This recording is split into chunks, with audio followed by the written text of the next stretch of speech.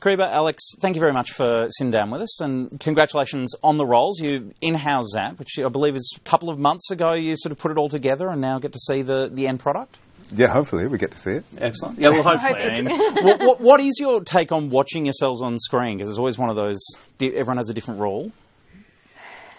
Well, I think my plan, should I get another working job as an actor ever again, is that I would watch my work up until a certain point and then stop watching, because you can still learn a lot from watching. As painful as it is, you can learn a lot, and then they get to the point where there's just, you've probably figured out what works, what doesn't, and then it just doesn't help. Yeah, and also don't ever read what they say about you. The first question's got to be asked, of course, is the accent, because you're Tony Gregg, and you don't sound like Tony right now. I don't. And you don't have a set of keys, and you haven't tried to put your keys into anything on the set, which I'm very pleased about. Yeah.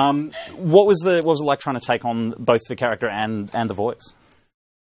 Look, it was a big challenge, obviously, and I think Tony's obviously not somebody who's shied away from cameras in the past. So there's plenty of source material, but that also means that people really know him and obviously know what he sounds like. So I recognised that it was going to be a challenge and a little bit daunting in that sense. But look, just YouTube. A lot of YouTube. A lot of sitting at the computer by myself hitting pause. But someone very wise said, when I was sort of freaking out a little bit about playing a real-life person, someone said to me, look, you're just doing your version of Tony Gregg as an actor in the same way you would do a version of Hamlet or, whatever, Stanley Kowalski or whatever. So that kind of took things down a notch, because it was, obviously I look the way I do and I sound the way I do, and I just gave it my best.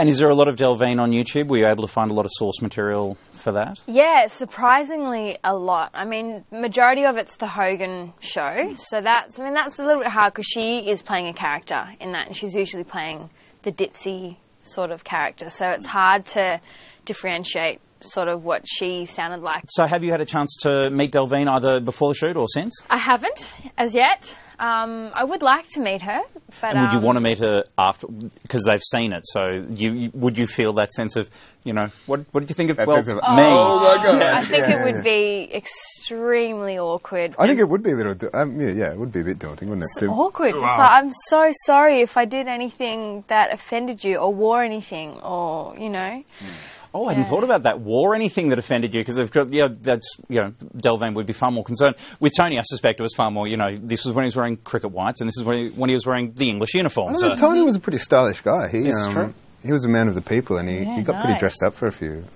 few things. Yeah. Yeah, there was some great I've got to wear wardrobe. some suits. Yeah.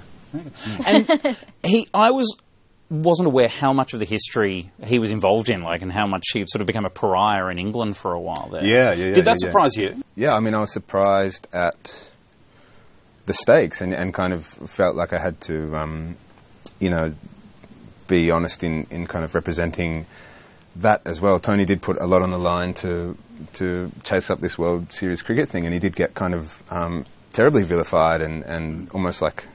ostracised, certainly in England, lost the captaincy. So, I mean, the stakes were high, and he would have known going in that there was going to be a backlash, but I doubt he would be aware that it was going to get so serious. So, he obviously cared about it and fought for it, and in that sense, the show is about showing that fight and struggle, and eventually, getting somewhere. I think, like a lot of people, when I first heard that there's going to be a miniseries about the creation of World Series cricket, there's that moment you think, is there really a whole story in that, or does it we're going to put on cricket? Okay, let's put on cricket. Yeah. Were you as surprised, because I've only seen one episode, there's a lot of drama and it is a global conflict. It is. It's absolutely a drama, and some of the events and some of the things that happened and some of the conversations that went on, and just it is an incredibly fascinating story, and it's a very important story as well to the history of sport. So I'm really glad that they've and the stakes done there's a legal side of it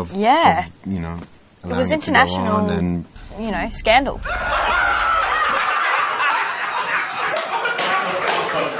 We look ridiculous. Howzat. It will be a revolution.